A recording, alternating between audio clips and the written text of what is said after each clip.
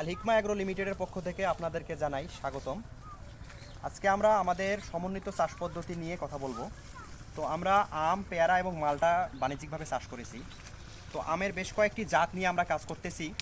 তো এটা হচ্ছে মূলত আমাদের বাড়ি 11 জাতের আম। তো আলহামদুলিল্লাহ এটা হচ্ছে আনসিজন। এই সিজনে মূলত আম সচরাচর দেখা যায় না, তারপরেও আলহামদুলিল্লাহ আমাদের এই বাড়ি 11 জাতের আম অনেক পরিমাণে মুকুল আসছে। আপনারা একটু দেখলেও বুঝতে পারবেন। এদিকে একটু দেখেন, আমাদের অনেক পরিমাণে মুকুল আসছে। তো এই নিয়ে আমরা মূলত কাজ করতেছি। আমাদের সমন্বিত চাষ পদ্ধতিতে এটা একটা আমাদের আমের জাত। এটা হচ্ছে বাড়ি 11 জাতের আম, 12 মাসি জাতের একটা আম। তো আলহামদুলিল্লাহ দেখেন আমাদের আম গাছে কত বড় সাইজের আম ধরছে।